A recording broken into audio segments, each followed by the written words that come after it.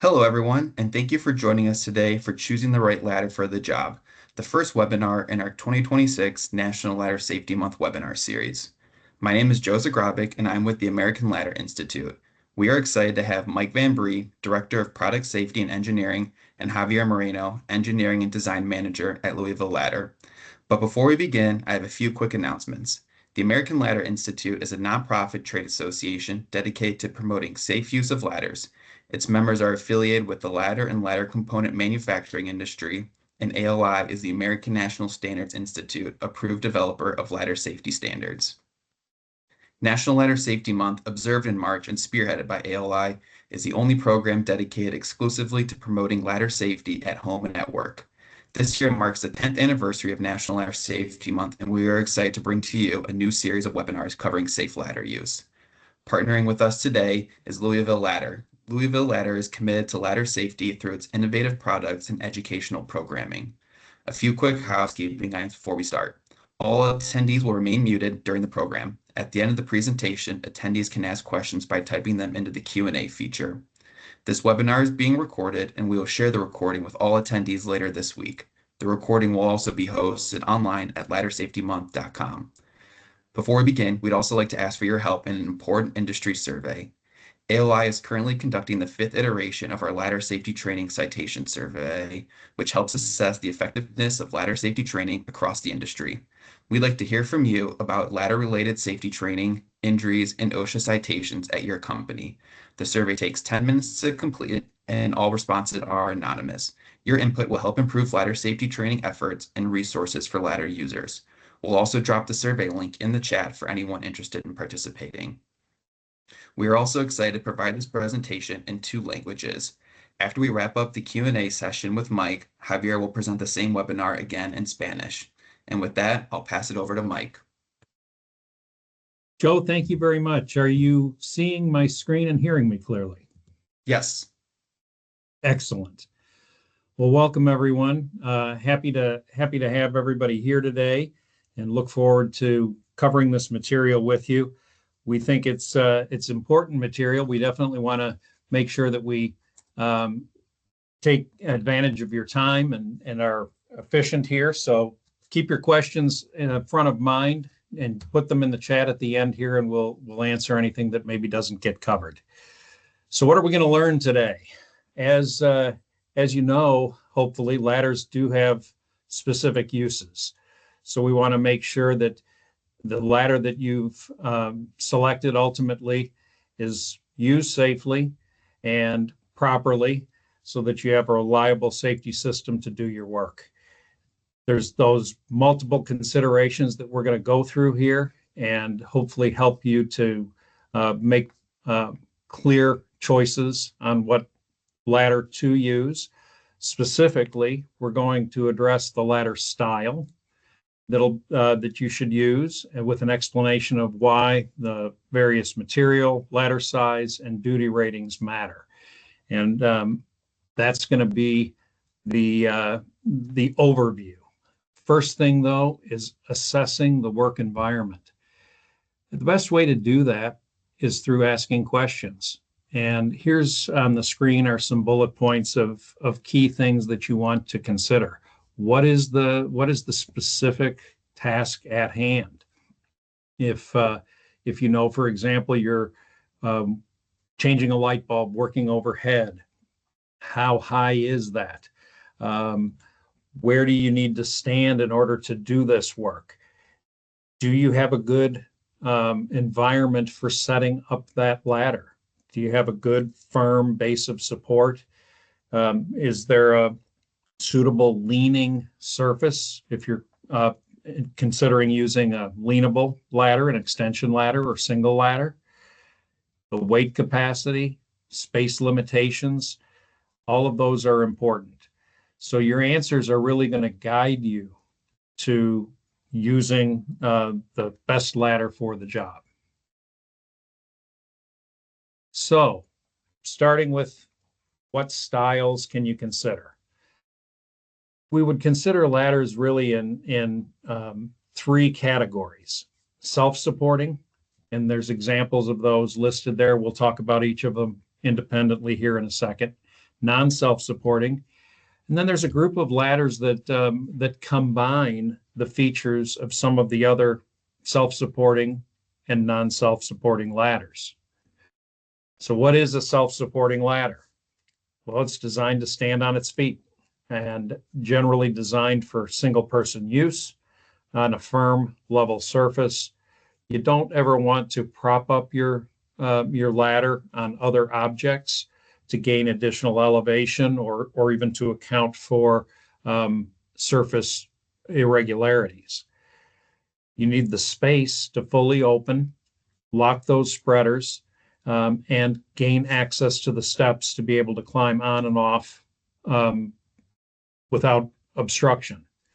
And it's not to be leaned against another structure. Sometimes you see people leaning step ladders. That has its own risks that come with it. We'll talk a little bit more about that later on. So here's an example of some self-supporting ladders that we're going to be talking about. You've got the basic step ladder, trestle ladder, tripod ladders, step stools, work stands, mobile work stand platform. These are just some of the categories available that you can consider. So let's start with step ladders. Self-supporting portable ladder, can't be adjusted in length. It's flat steps and hinge design. The hinge design lets you fold this up and store it. It's used on the job site, used at home, and for a variety of tasks, painting, maintenance, changing light bulbs, etc. All of those are good. A step ladder would be a good choice for those kinds of tasks. If we go to the trestle ladder, sometimes people call this a double front ladder. So again, it's not adjustable in length, but it consists of two climbing sections. And again, those are hinged and you have spreaders, so it is foldable for transportation and storage. It's designed for simultaneous use by two people. So you can have a person on each step assembly, and each half of the ladder is rated as stated on the product. So for example, if this were a type 1A 300-pound rated ladder, you could have up to 300 pounds on each side with the user plus their equipment. Platform ladders. Platform ladders, you hopefully have seen and maybe even used platform ladders. They provide a built-in platform at the top level for comfortable standing. Has all those folding features that we've been talking about. And it also has a three-sided guardrail up at the top to provide that barrier when you're working from the platform. That solid footing that you have with the platform also provides additional comfort. You don't have the foot fatigue because you're on a more narrow step. It is typically used in an application where you're working at a fairly fixed height so that you can utilize that platform. For example, as you're going across a ceiling and installing light fixtures or painting or those sorts of tasks. A tripod ladder. Sometimes I find people aren't very familiar with a tripod ladder. Tripod ladders have been around for a very long time. Sometimes these are referred to as orchard ladders. Orchard ladders being used in a fruit orchard. Little bit of difference, but not a lot. The tripod ladder has that single rear leg that permits you to set it up in tight spaces where a traditional step ladder rear assembly might not fit. So for example, interiorly, you could put this around furniture, for example. It's useful in the construction industry as well because you can avoid other obstacles or place that third leg through the stud wall for closer positioning to the work. Step stools. There's a wide variety of step stools, as you probably know, that you'll see at home and in the workplace. And we have just a few here that are examples of what you might see. A step ladder, by definition, is 36 inches tall or less, and they're designed so you can safely stand on that top surface. So that means that the top surface is larger, for example. So it may look like a miniature step ladder, and I think you all know that we don't stand on top steps and top caps of step ladders. Step stools are specifically designed to allow you to do that safely and work at those lower levels. Mobile ladder stand platform. The mobile ladder stand is a fixed height self-supporting unit that has steps accessing a top step. It can include handrails especially on the taller units. There can be handrails. They're intended for single person use.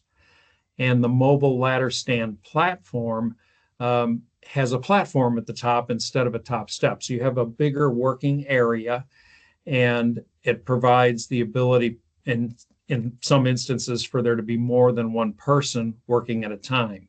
So these units are going to allow the users to climb, stand, and work safely at multiple heights. And some typical applications where you might see this is probably in the big box stores. You've seen this. So it's used for stock picking application. They're also used in industrial settings for maintenance applications, working on equipment.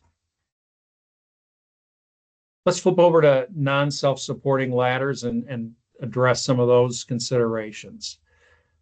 So a non-self-supporting ladder is designed to lean against a firm, stable top support point.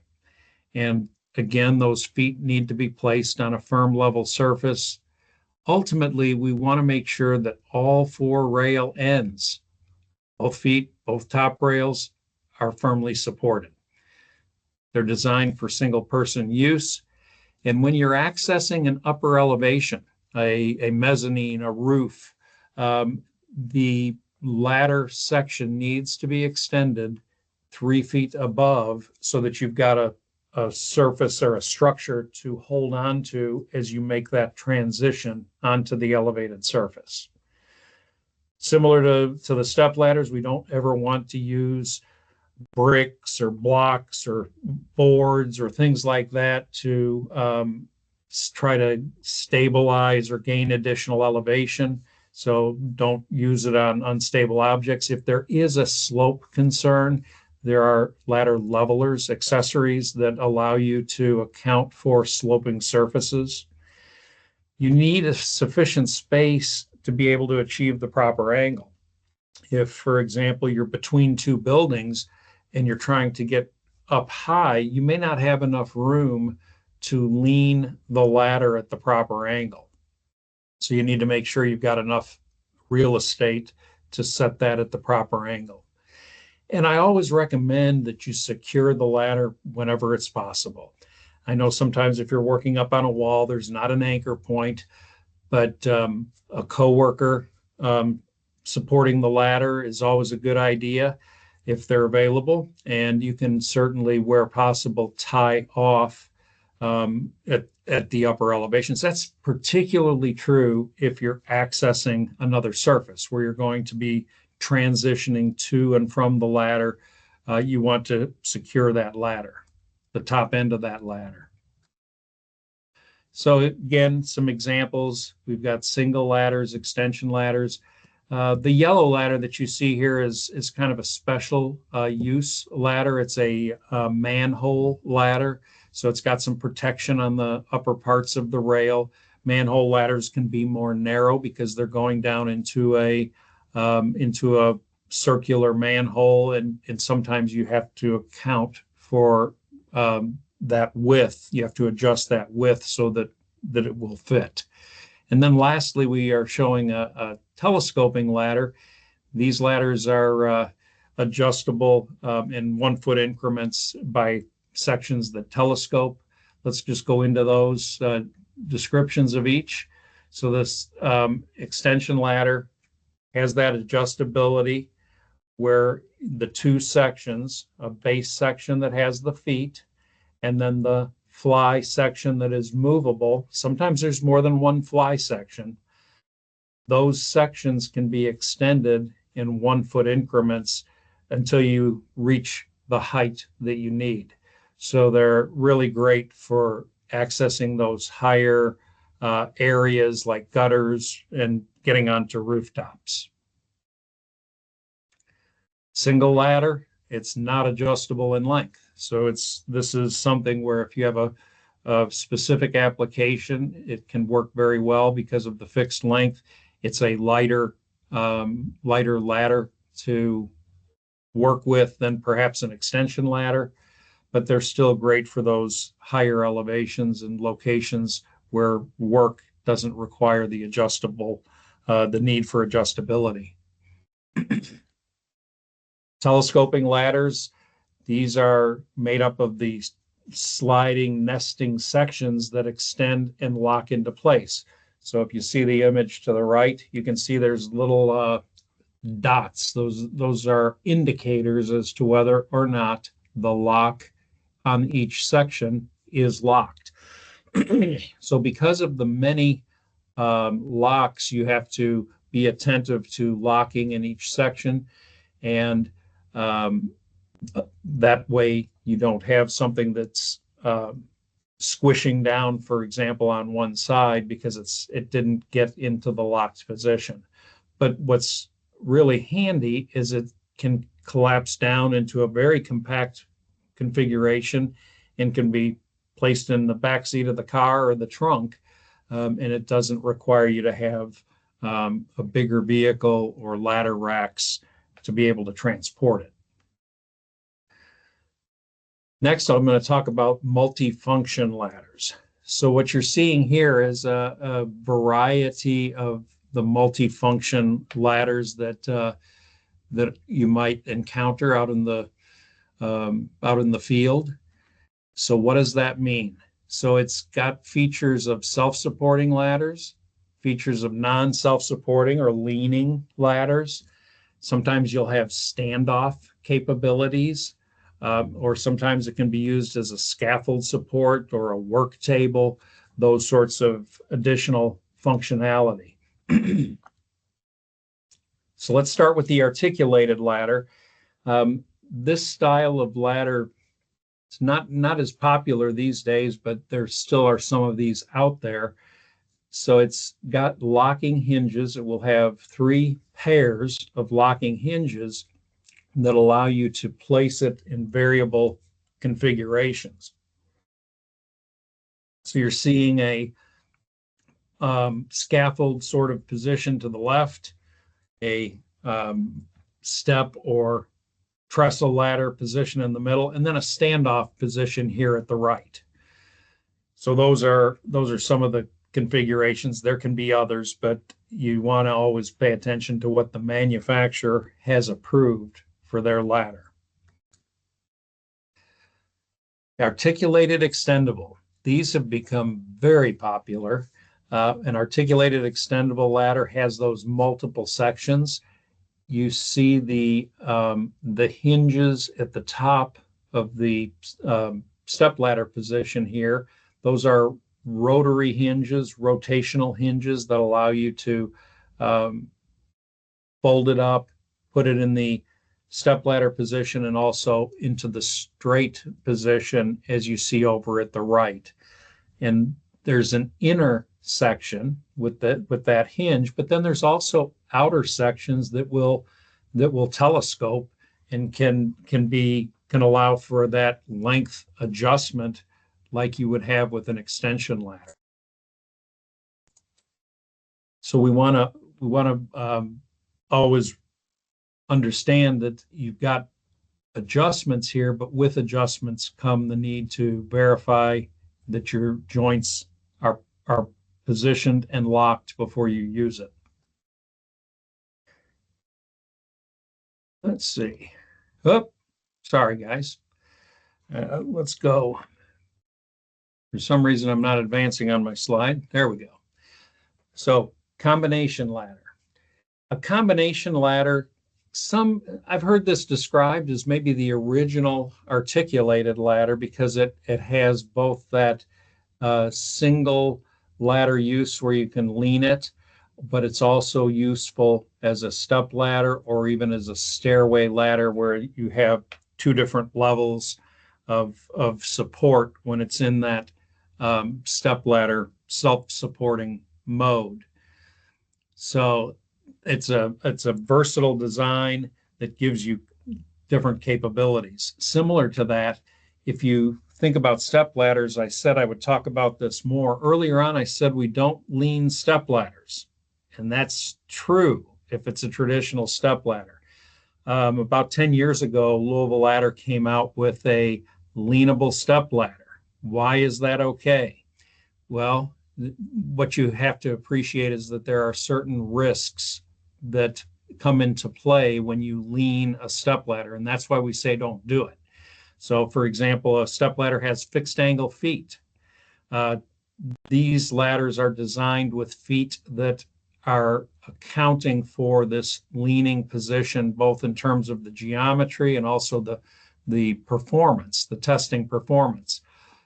Also, rear assemblies on a step ladder can fall open and can create a hazard as well. So the leanable step ladders have locking means to keep that rear assembly closed against the front assembly so that it doesn't create that hazard. Also, you'll have some adjustment of the top end with the top cap. So these are ladders that through the configuration, the geometry of the top cap can allow the ladder to be leaned into a wall. It's got some slip resistant material there, into corners, inside corners, outside corners, against a stud wall, against a pole, or other vertical surfaces. So it really combines that stability of 4-foot support with a step ladder and the versatility that you can have with a leaning ladder. Similar to this, Louisville Ladder also has a leaning platform ladder. So we already talked about the platform ladder and how the platform at the highest standing level gives you that additional foot support when you're working at the uppermost level. So these are versatile, multi-use, multi-position ladders that you can consider as you're evaluating your work site.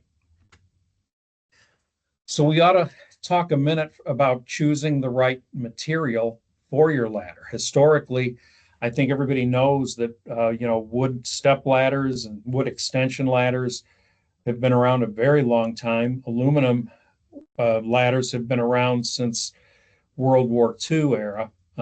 Shortly after World War II, aluminum ladders started to gain prominence, and maybe about 15, 20 years later in the 1960s, fiberglass became a material of use for the manufacture of ladders. So you definitely want to use a clean, dry wood or fiberglass ladder if you're working near any source of electricity. You want to make sure that that you do not have any dirt or debris on the ladder, because moisture, contaminants, oil, paint caulk, grease, these are things that can conduct electricity, and you want to try and make sure that you keep that ladder clean and dry. Aluminum ladders can be a great choice because they can be a little bit lighter, but when you're working around electricity, that would not be the preferred choice.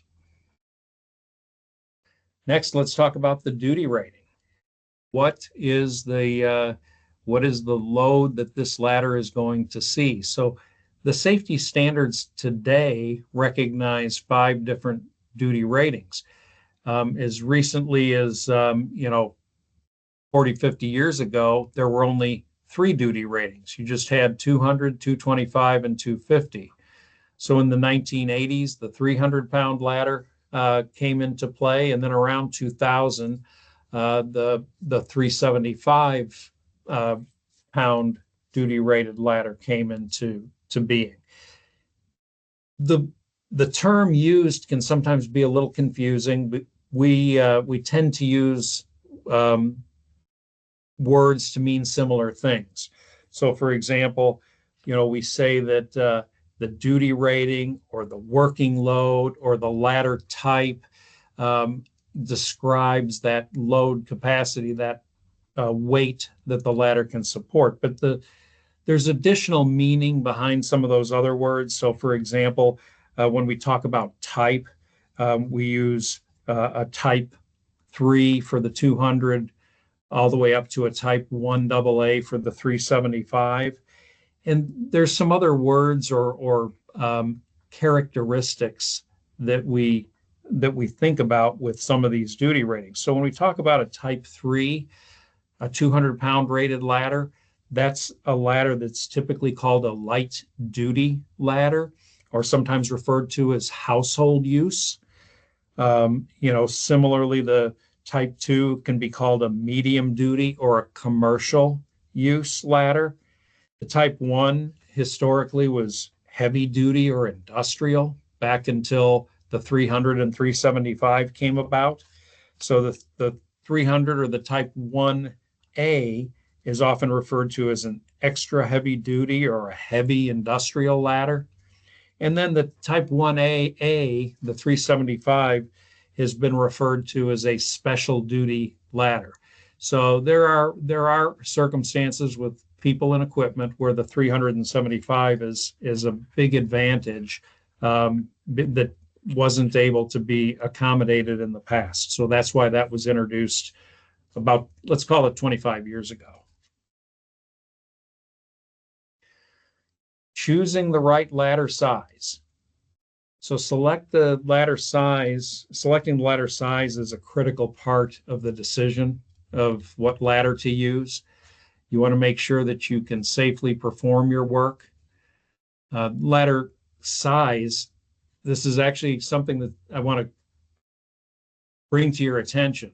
Sometimes we'll talk about a 6-foot step ladder or maybe a 20-foot extension ladder, just as a couple of examples.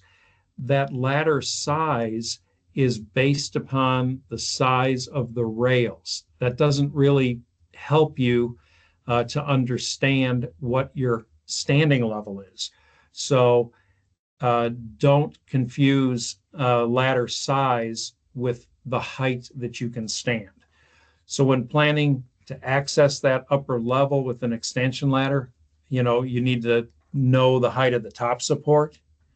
You certainly want to, regardless of what ladder you're using, identify the highest standing level for your ladders. The labels on the ladders are required to identify that highest standing level. So just as a couple of examples, a 6-foot step ladder, as I say, you don't have 6 feet. The highest standing level is approximately 3 feet 9 inches. Why is that?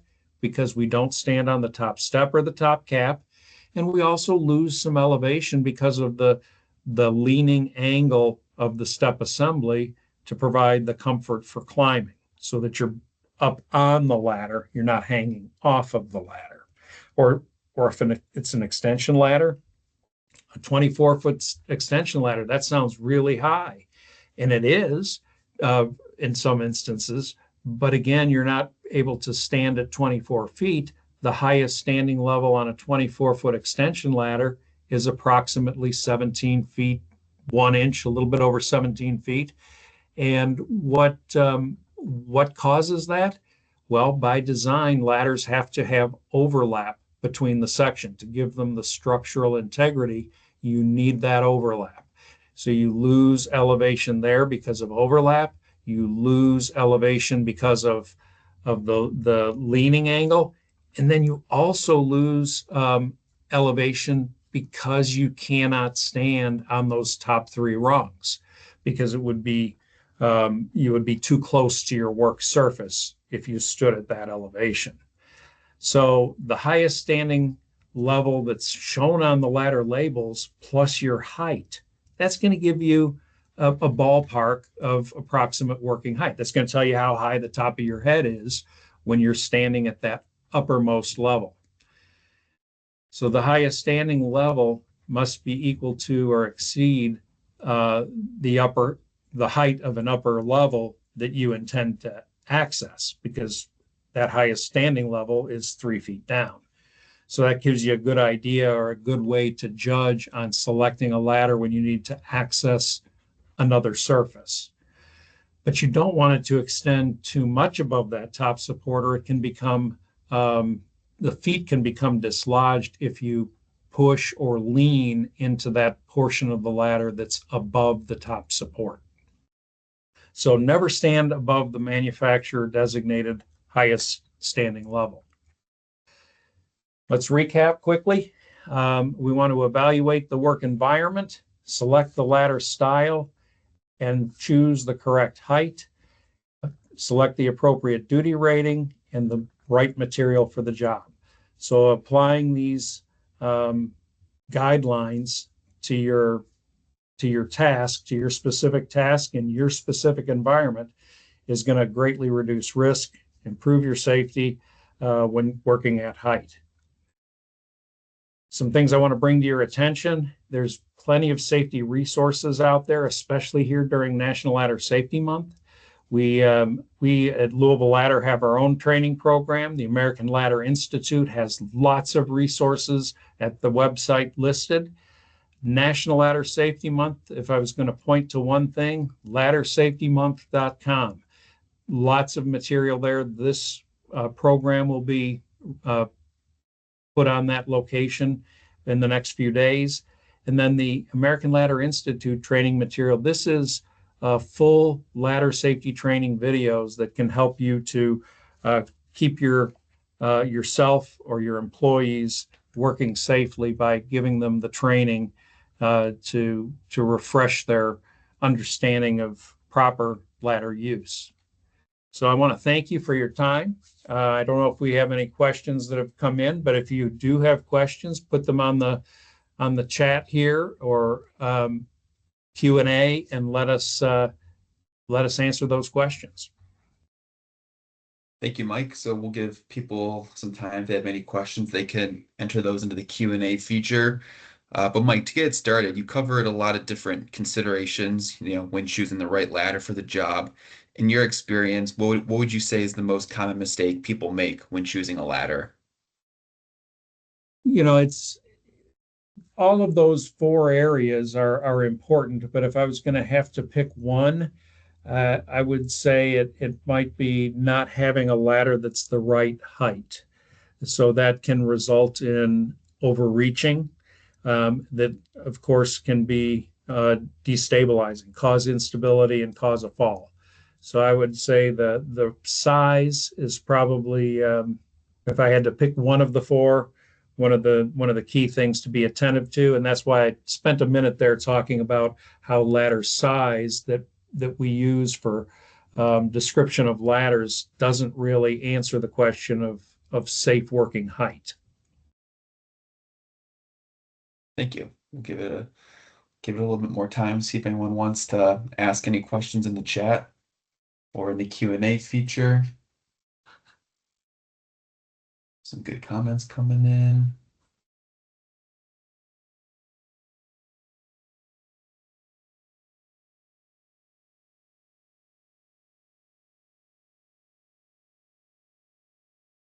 We don't have any questions. We can turn people loose. I don't know if we need any further explanation. Hopefully we covered it. Yeah, well, thank you, Mike, for this insightful presentation. And we are now going to turn it over to Javier Moreno from Louisville Ladder, who's going to provide a presentation in Spanish. We're excited, our first time to be able to provide a 2-language webinar on the same day. Joe, I see a question just popped up about fall protection when using ladders. If I can address that very quickly.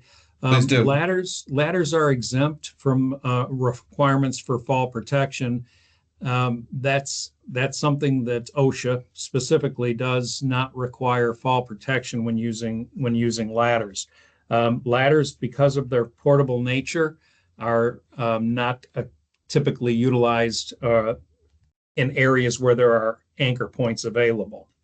So if you know anything about fall protection, there's some pretty rigorous requirements for anchors and fall protection and that sort of thing. So ladders are exempt. So that's the quick summary. And then there was another question there about kind of safety information as far as proper ladder storage. I know in the ladder safety training videos, towards the end of those videos, we do cover a portion of those videos is dedicated to covering proper transportation and storage of ladders. But Mike, I don't know if you want to provide any couple quick tips or insights on ladder storage. Sure. So from a storage perspective, it needs to be stored in a stable position. We see this, for example, at the big box stores. When you're standing a taller ladder, you'll see cables across so that the ladder's not going to be tipped over and fall. It needs, just like when you're climbing a ladder, it needs to be stable, stored in a stable configuration. So that can be hanging it on hooks on a wall. That can be laying it down on its side. If it is stored vertically, just make sure you do have some means to keep it from tipping over. The transportation aspect, Joe, well, what we want to do there is make sure that the ladder is secure on the racks so that you don't have impact damage as the truck goes down the road and the ladder is bouncing on the racks. We don't want to have any impact damage or rubbing, chafing damage that occurs to the ladder. So if it's being stored and transported on a vehicle, you want to make sure that it's secured to the rack so that it doesn't that there's no motion between the ladder and the rack. Thank you, Mike. All right, well, we appreciate everyone for joining us for the first half of this webinar, and we're excited to now turn it over to Javier Moreno from Louisville Ladder. Javier? Thank you, Joe. You can see my screen, right? Yes. Thank you.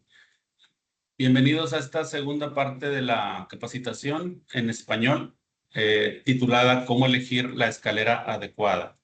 Hablaremos sobre los criterios esenciales para seleccionar correctamente una escalera según la tarea, el entorno y los lineamientos de seguridad establecidos por las normas. La intención de esta sesión es brindar herramientas prácticas que permitan reducir riesgos, mejorar la toma de decisiones y fomentar un uso más seguro de las escaleras.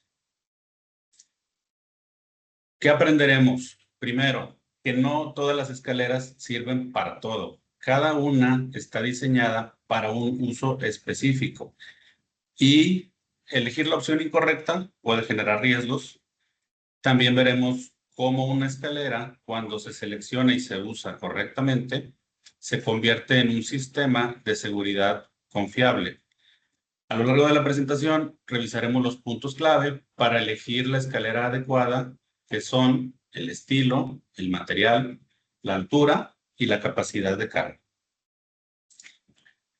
El primer paso es analizar el entorno de trabajo. Las preguntas que vemos aquí nos ayudarán a identificar riesgos y necesidades.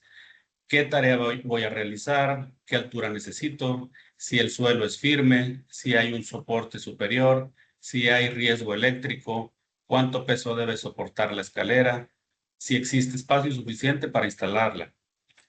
Tomarnos el tiempo para hacernos estas preguntas es lo que garantiza que podamos elegir la escalera correcta y trabajar de manera segura. El siguiente paso es seleccionar el estilo correcto de la escalera.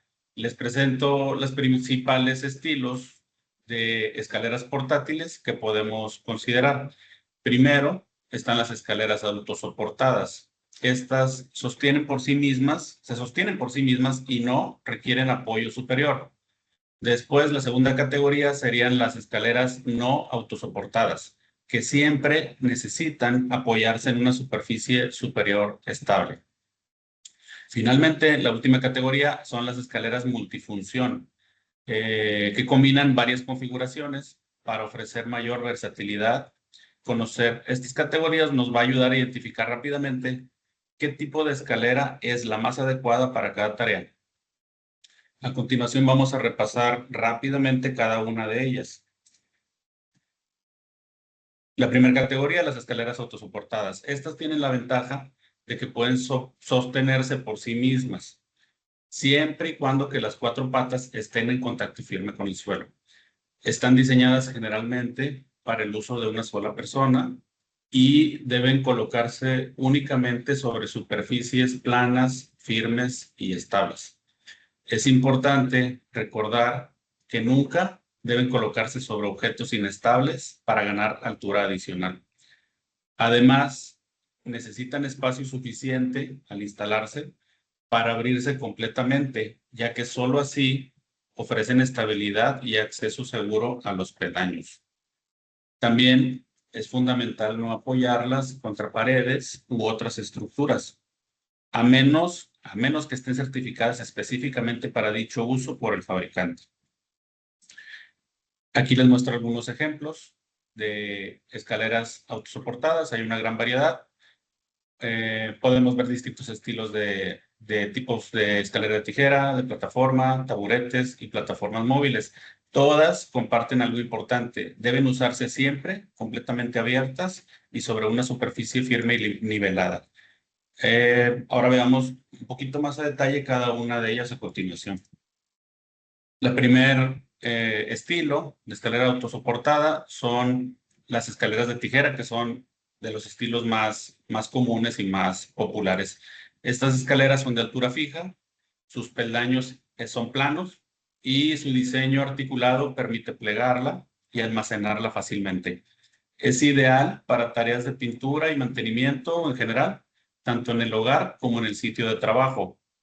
Lo importante siempre es recordar que debe usarse otra vez completamente abierta con los tirantes asegurados y sobre una superficie firme y estable. El siguiente estilo es la escalera de tijera doble o doble frente. Estas tienen un diseño con dos secciones frontales unidas por una bisagra que facilita el transporte y almacenamiento. Pero lo más importante es que está pensada para que dos personas la puedan usar simultáneamente, cada una en su propio lado. Esto es muy importante. Y siempre dentro del límite de carga indicado en el producto. Esta puede ser muy útil para trabajos donde se necesita acceso simultáneamente por dos usuarios, como construcción, pintura, mantenimiento u otras actividades. Siguiente es la escalera de plataforma. Esta ofrece mayor comodidad al trabajar en altura, ya que su plataforma permite mantenerse de pie de manera más estable y cómoda. También tiene un barandal de 3 lados que brinda protección adicional. Es perfecta para tareas más prolongadas. El punto clave es que ofrece una superficie amplia y cómoda, pero solo está destinada para un usuario a la vez, también respetando siempre su capacidad de carga.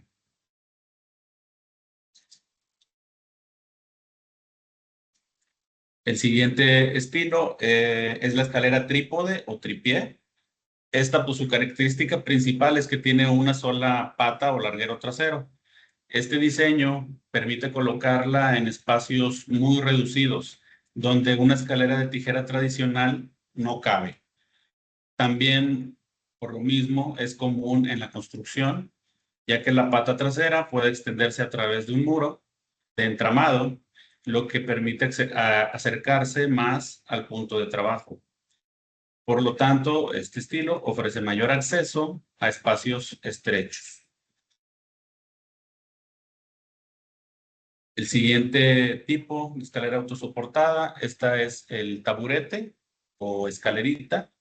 Es una escalera pequeña diseñada para trabajos de baja altura. Mide 36 pulgadas o menos y permite pararse de manera segura en el peldaño o plataforma superior. Es muy común en el hogar para alcanzar repisas, por ejemplo, pero también puede usarse en sitios de trabajo donde se requiere un punto de apoyo estable sin necesidad de una escalera más grande. Su principal ventaja es que son ligeros, compactos, muy fáciles de transportar y de guardar. Por último, el último estilo de escalera autosoportada. Es la plataforma de trabajo que puede ser móvil. Estas suelen incluir barandales para mayor seguridad.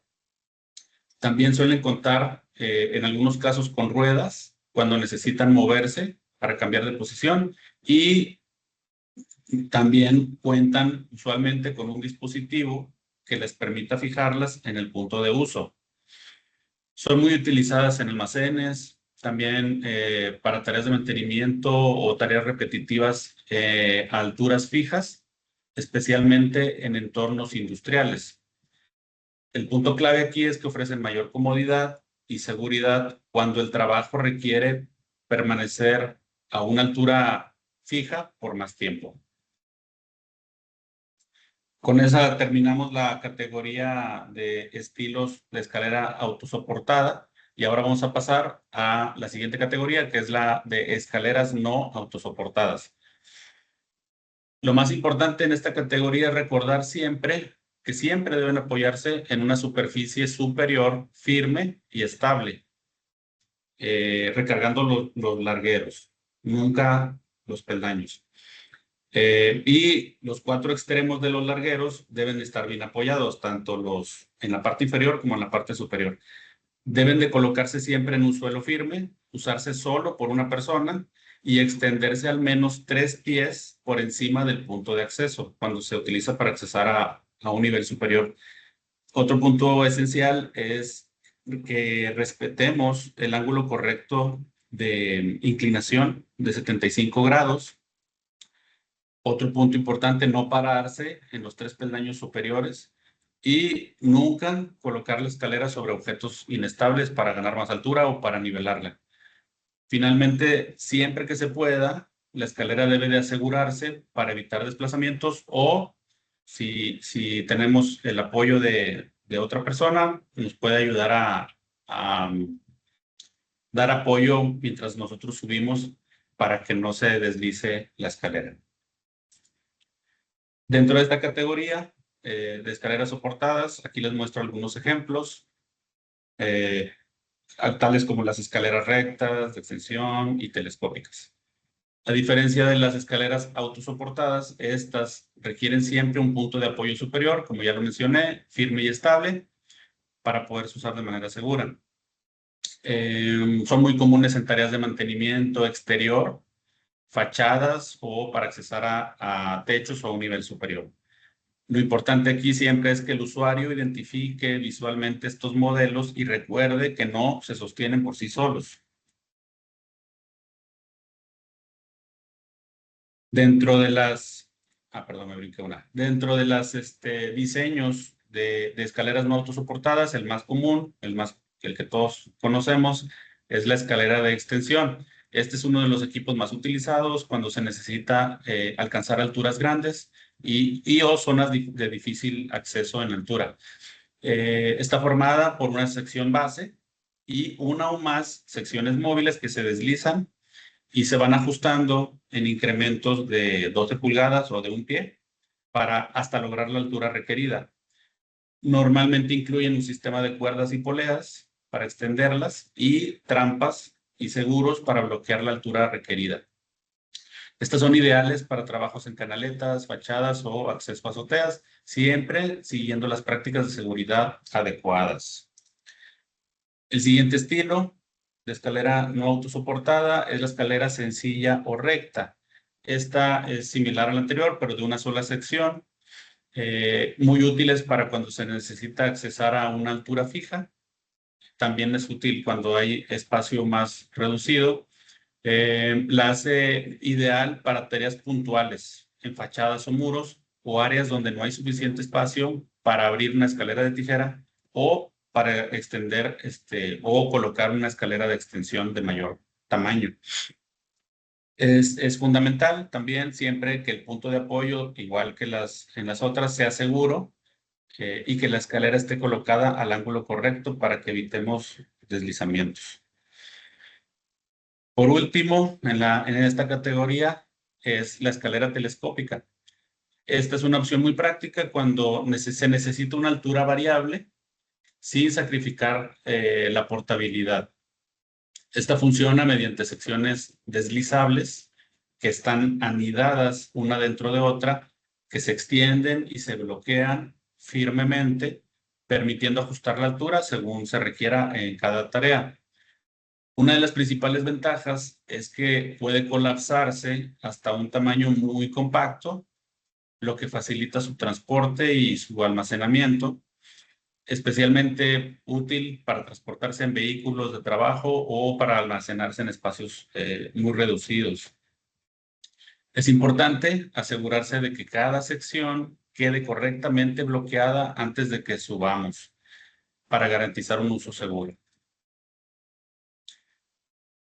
Terminamos la categoría de escaleras no autosoportadas y pasamos a la última categoría de escaleras multifunción. Estas cada vez se popularizan más por su versatilidad. Estas pueden configurarse en diferentes posiciones dependiendo del diseño del fabricante. Sus articulaciones o bisagras con seguro permiten ajustar las diferentes posiciones de trabajo con las que se busca reducir la cantidad de escaleras para un mismo proyecto. Un punto fundamental es utilizar únicamente las configuraciones aprobadas por el fabricante y seguir las instrucciones para cada una de esas configuraciones, así como asegurarse de que cada articulación o sección esté completamente bloqueada antes de subir.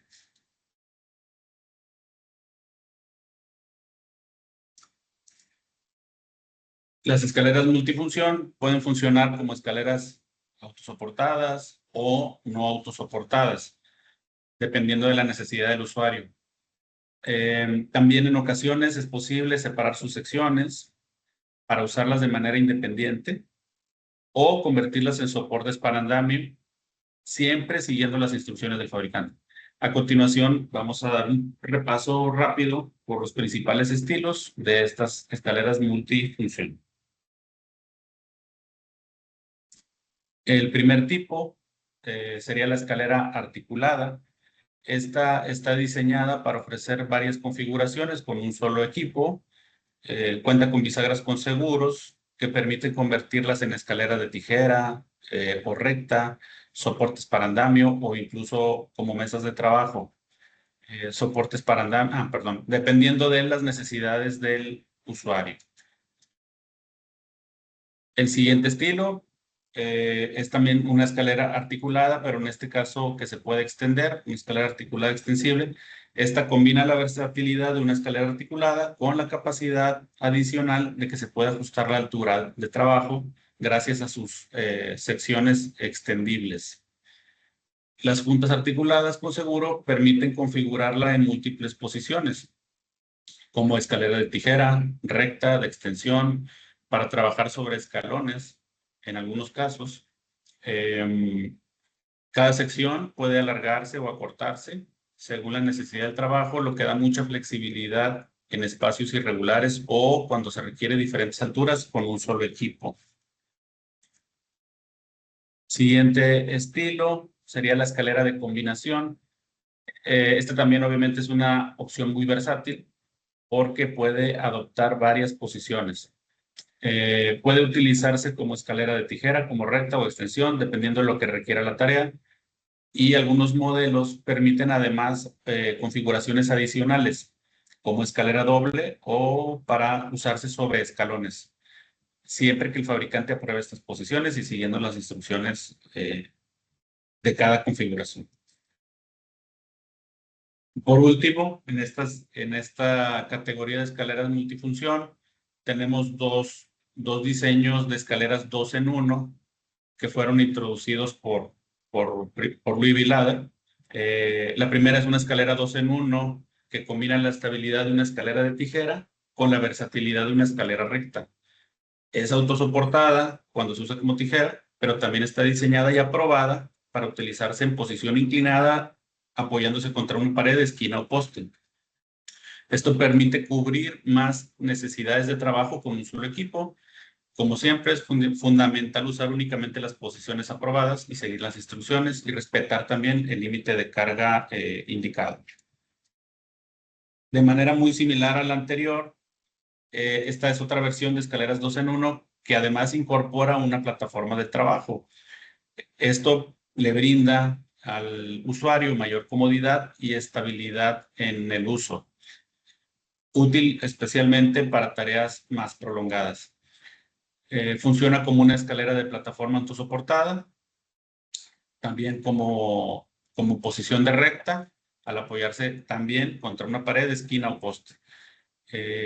Combina dos modos de trabajo en un solo equipo, la seguridad y comodidad de una escalera de plataforma y la versatilidad de una escalera recta. Al igual que el anterior, se debe usar solo en las posiciones aprobadas y siguiendo las indicaciones del fabricante y respetando la capacidad de carga. Con eso terminamos la revisión de los estilos de diferentes diseños de escaleras, y ahora pasamos a otro punto muy importante al momento de seleccionar la escalera adecuada, que es el tema de los materiales. El material del que está hecha la escalera es clave para la seguridad del usuario. Históricamente las escaleras se han fabricado de madera, luego de aluminio, luego de fibra de vidrio. Los tres materiales se siguen utilizando para diferentes aplicaciones y es importante que entendamos que cada material tiene sus ventajas, pero también tiene sus limitaciones. Importante, cuando se trabaja cerca de fuentes de electricidad, solo deben usarse escaleras de madera o de fibra de vidrio, siempre que estén limpias y secas, porque la humedad, el aceite, la pintura o la grasa pueden conducir electricidad y eliminar la protección brindada por el material. El aluminio, por otro lado, es una buena opción cuando no existen estos riesgos eléctricos, ya que es más ligera y cómoda para moverla de una posición a otra o transportarla. La idea aquí es que el usuario pueda identificar el material correcto para cada situación y reducir el riesgo de incidentes por una mala selección. Siguiente punto, muy importante también para seleccionar la escalera adecuada, vendría siendo el tamaño. Elegir el tamaño correcto. Aquí un punto clave es que entendamos que no es lo mismo el tamaño de la escalera que el nivel máximo para pararse o que la altura de trabajo o que el alcance máximo. ¿Sí? Por eso es indispensable que identifiquemos en la etiqueta del producto cuál es el nivel máximo permitido para pararse. Este nivel máximo, sumado a la altura del usuario, determina la altura de trabajo aproximada. También es importante recordar que este nivel máximo para pararse debe ser igual o mayor que la altura del punto al que se desea alcanzar. Y nunca debe sobrepasarse el nivel máximo indicado por el fabricante. Esta guía nos puede ayudar a evitar que nos sobreextendamos, posturas inseguras y la mayoría de los incidentes asociados al uso incorrecto de la altura de la escalera.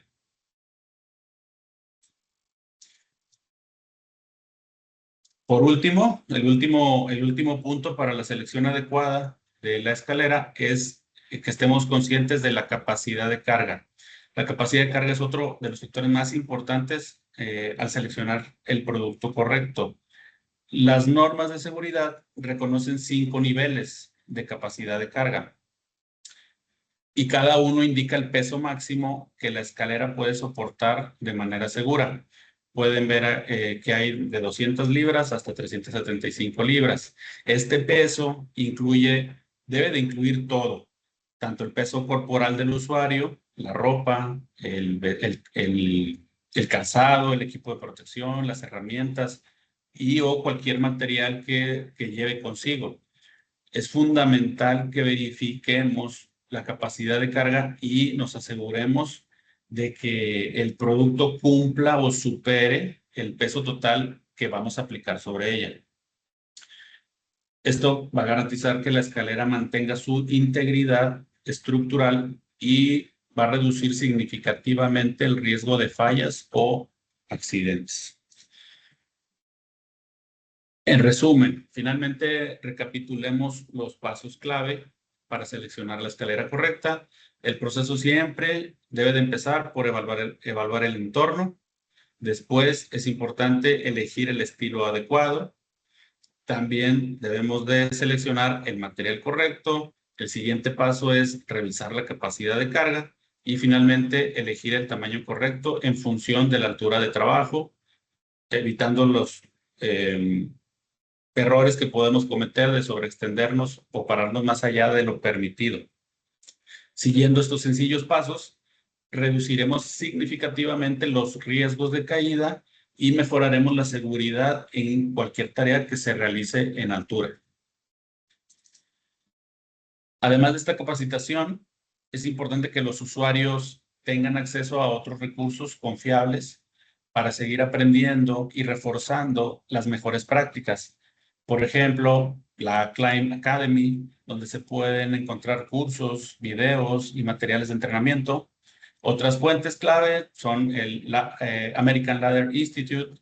También, como ahora, está disponible información en el National Ladder Safety Month. Y finalmente, los materiales de entrenamiento del Ladder Institute son una referencia muy completa. Los invitamos a que sigan desarrollando su conocimiento y habilidades y se mantengan actualizados con las mejores prácticas y normas del sector. Y gracias por su tiempo y su participación en esta capacitación. Espero que esta información les ayude a que tomemos las mejores decisiones y que seamos conscientes al seleccionar y utilizar la escalera adecuada. Si tienen preguntas, comentarios o desean profundizar en algún punto, este sería el momento. Muchas gracias. Thank you, Javier. We can give it another minute to see if there's any questions in the Q&A feature or the chat.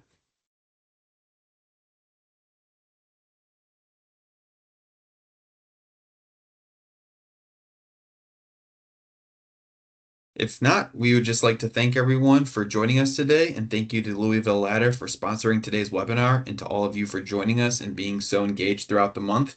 Happy National Ladder Safety Month, and have a great day.